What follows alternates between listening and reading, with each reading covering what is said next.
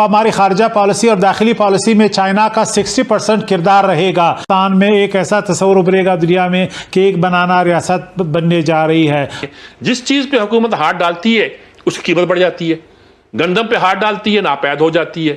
چینی پہ ہاتھ ڈالتی ہے ڈبل قیمت ہو جاتی ہے. پٹرول کی قیمت کم کرنا چاہتی ہے وہ بڑھنا شروع ہو جاتی ہے. اگر 2 سال کے اندر اکانومی کو 5.8 سے یہ -2 یا -4 پہ لے آئے ہیں. آپ انہیں کہہ رہے ہیں انڈیا سے ان کے تعلقات ہیں. اچھا کس کا نہیں تھے؟ کیا آپ یہ کہنا چاہتے ہیں کہ پاک فوج کے اندر کوئی اختلاف پایا جاتا ہے؟ جو ماحول آج پیدا ہو گیا ہے یہ پاکستان کے مستقبل کے لیے کس حد تک خطرناک ہے؟ کی صورتحال ہے یا پاکستان کے عوام کی جو صورتحال ہے وہ کس حد تک متعامل ہو سکتی ہے اس قسم کے کسی تصادم کو؟ یہ ایک اہم بڑا سوال ہے. عوام کی صورتحال تو ارے یار عوام سب سے بڑے مظلوم ہیں. عوام کی دوائیں مہنگی، سبزی ٹماٹر بیگن مہنگا، بے روزگاری کی انتہا.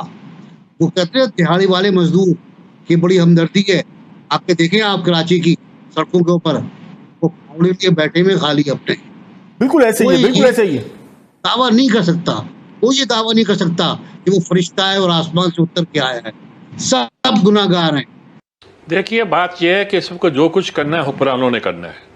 آپ نواز شریف پہ جتنے بھی الزامات لگانا چاہیں وہ اس کا جواز کوئی نہ کوئی نکلتا ہے کہ آپ نے 2 سال سے ان کو دیوار پہ لگا کے رکھا ہوا ہے. یعنی آپ انہیں غدار بھی کہہ رہے ہیں، آپ انہیں کہہ رہے ہیں انڈیا سے ان کے تعلقات ہیں. اچھا کس کا نہیں تھے؟ مشرف نہیں کیا تھا وہاں آگرہ پہ تاریخ بدلنے کے لیے؟ ہم بھی ساتھ تھے اس کے. ہم نے آگرہ کے سارے مناظر دیکھے ہیں.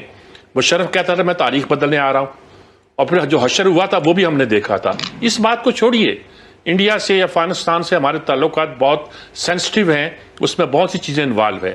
دیکھیے یہ جو وزیر مشیر بول رہے ہیں نا جی، یہ ریلیونٹ قسم کے لوگ، انہوں نے 2 باتیں ایسی کہیں جو بڑی خطرناک ہیں.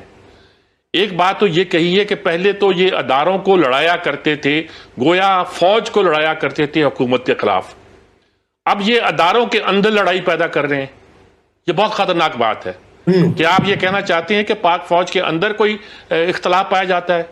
حکومت کی جو صورتحال ہے وہ بتاتی ہے کہ ان کے اندر ایک بوکھلاہٹ پائی جاتی ہے.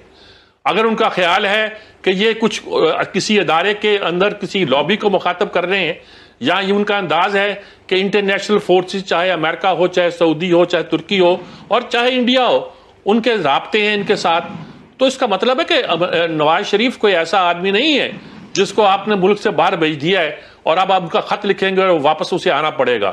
اس کا مطلب یہ ہے کہ نواز شریف ایک طاقتور آدمی ہے جسے عالمی طاقتیں مجرم نہیں سمجھتی بلکہ ایک عالمی سطح کا سٹیٹسمین سمجھتی ہیں.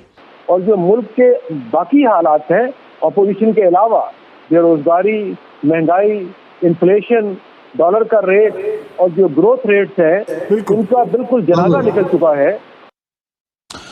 میرے خیال میں اب بات ادھر سے آگے نکل چکی ہے. اب انٹرنیشنل پاورز جس طرح اشارہ کیا گیا داخل ہو چکی ہیں پاکستان کی خارجہ پالیسی اور پاکستان کی داخلی پالیسی پہ. سعودی عرب اور چائنا کا بڑا اثر ہے. ماضی میں یہ اثر امریکہ کا رہا ہے. تو ابھی سری لنکا اور نیپال اور بھوٹان میں ہم نے ایسے مثالیں دیکھی ہیں کہ چائنا کی حمایت سے وہاں پہ رجیم چینج ہوئے ہیں. اسی طرح عمران خان کی گورنمنٹ میں کچھ عناصر کے بارے میں خیال ہے کہ وہ پرو ایران ہے. تو یہ بات بھی ایک تسلیم شدہ ہے کہ سعودی عرب کے اس حوالے سے خدشات رہے ہیں. اب جو نواز شریف صاحب کا جو بیانیہ ہے اور جب اس نے خاص کر سعودی عرب کا اشارہ دیا ہے، یہ تمام باتیں ہمیں ایک منظرنامہ دکھاتا ہے کہ آئندہ جب بھی الیکشن ہوں گے اس میں چائنا کا جو ہر پارٹی کے ساتھ ان کے زیادہ اچھے تعلقات ہیں کمیونسٹ پارٹی کے ذریعے، اور سعودی عرب کا پاکستان میں انفلوئنس ہے، تو ہو سکتا ہے کہ آئندہ الیکشن کی تیاری انٹرنیشنل انفلوئنس کے زیر سایہ ہو. اس کا مطلب یہ ہے کہ پاکستان کی اسٹیبلشمنٹ کے لیے اب کیا ریڈ لائنز رہ جائیں گے. اگر پاکستان میں کوئی رجیم چینج باہر کے ممالک کی منشا اور مرضی سے آتی ہے، اگر کوئی الیکشن جو ہے وہ اس طریقے سے ہوتے ہیں کہ اس میں واقعی ہمیں نظر آئے کہ انٹرنیشنل جو ہمارے ممالک ہمارے دوست ممالک ہیں ان کا انفلوئنس زیادہ ہوگا، تو نواز شریف کو یقیناً لندن میں بیٹھ کے ایک طرح سے سپورٹ حاصل ہو گئی. یہی بات انٹرنیشنل انفلوئنس کی تو پاور یقیناً تبدیل ہوتی رہی ہے. انفلوئنس تو ہمیشہ رہا ہے. नहीं, ये अब इन्फ्लुएंस अब उससे आगे बढ़ गया है। अब हमारी खारजा पॉलिसी और दाखिली पॉलिसी में चाइना का 60% किरदार रहेगा। अमेरिका के एक ज़माने में 80% था, वो 20% हो के रह गया है। एक इंतहाई जियो पोलिटिकल शिफ्ट है पाकिस्तान की दाखिली सियासत के तनाजुर में। दूसरी बात ये कि अब 3 पावर्स नहीं, अब 2 पावर्स हैं। जो ये डेमोक्रेटिक अलायंस बना है, बेसिकली वो उसका जो बॉटम लाइन है वो ये कि एंटी आर्मी अलायंस है, एंटी एस्टेब्लिशमेंट अलायंस है। इसके ख्याल में इमरान खान के पीछे फौज कड़ी है। अब उन्होंने जो बयानिया रखा है वो वही बयानिया है जो कोइंसिडेंटली इंडिया का है या दूसरे ममालिक का है। तो क्या फौज पे डायरेक्ट हमला इस तरह के बयानिए के जरिए क्या हमारी एस्टेब्लिशमेंट के लिए रेड लाइन नहीं है? अगर 2 साल के अंदर इकोनॉमी को 5.8 से ये -2 या -4 पे ले आए हैं और कोरोना से पहले ही उसको माइनस पे ले आए थे, तो ये तो कोई अच्छी बात नहीं है। और फिर कहें आप मईशत संभल रही है, मईशत संभल रही है। अरे मुझे नहीं पता ये दुनिया में कौन सी मईशत है जो तरक्की को ख़त्म करे, माइनस पे लेके जाए और फिर कहें कि संभल रही है।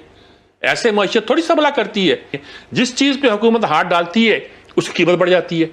गंदम पे हाथ डालती है, नापैद हो जाती है। चीनी पे हाथ डालती है, डबल कीमत हो जाती है। पेट्रोल की कीमत कम करना चाहती है, वो बढ़ना शुरू हो जाती है। जो हुकूमत खर्च नहीं करती उस हुकूमत की इकोनॉमी कभी तेज चलती नहीं। पाकिस्तान में ये जेन्युइन क्राइसिस है। पाकिस्तान का जो मौजूदा सियासी निज़ाम है वो पाकिस्तान के अवाम और पाकिस्तान की इकोनॉमी की ज़रूरियात को पूरा नहीं करता। ये एक स्मॉल एलीट की ज़रूरियात को पूरा करता है। ये एक ऐसा सवाल है जो पिछले 40 साल से हमने हल नहीं किया है। हम उसी एलीट से हम चाहते हैं कि पाकिस्तान के मसाइल हल हों, हम चाहते हैं कि पाकिस्तान एशियन टाइगर बने, लेकिन नहीं बनता। हर हुकूमत दूसरे हुकूमत को हैंड ओवर करते वक्त यानी खजाना खाली करके छोड़ती है। अब मुल्क में आज तक आप अगर हमसाया मुल्क से तकाबली जायजा लें तो वहाँ पे सियासी लोग 70 साल के तजुर्बाकार लोग वहाँ मौजूद रहे और कॉन्टिन्यूएशन ऑफ डेमोक्रेसी रही। लेकिन हमारे यहाँ उसमें 10 साल के बाद एक ब्रेक लगती है, फिर एक पूरी की पूरी पौध फारिग होती है, या जो अपॉर्चुनिस्ट होते हैं अब्दुल वक्त वो नई हुकूमतों का हिस्सा बनते हैं। पिछले 20-25 साल से हम देख रहे हैं कि यही चंद चेहरे बार बार आते हैं, लेकिन जो लीडरशिप है उसका तकरीबन खात्मा कर दिया जाता है, जिसके नतीजे में वैक्यूम पैदा होता है। और ये वैक्यूम जमहूरी तसलसल और मुल्क के लिए बहुत नुकसानदेह है। और इस हुकूमत के बारे में तो ये कहा जा रहा है कि नालायकों की हुकूमत है और हमाकतों पे हमाकतें की जा रही है। असल उसको अंदाज़ा ही नहीं है कि मुल्क के हालात किधर जा रहे हैं और हमें क्या करना है और वो क्या कर रही है और उसके नताइज क्या निकल रहे हैं जी।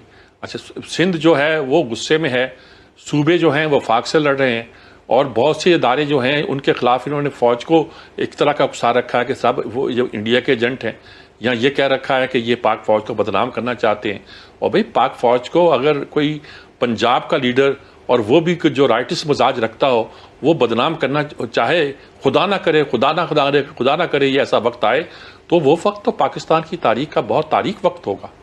वाकई पाकिस्तान के मसाइल हल नहीं होने जा रहे हैं अगर हुकूमत डिस्टेबलाइज्ड हो, अगर गैर यकीनी कैफियत हो, इक्तसादी माशी रिवाइवल नहीं होगा, आम आदमी की हालत इसी तरह रहेगी, इंडिया और दूसरे हमसाया ममालिक के मुकाबले में हम कमज़ोर पड़ेंगे और इसी तरह पाकिस्तान में एक ऐसा तस्वुर उभरेगा दुनिया में कि एक बनाना रियासत बनने जा रही है।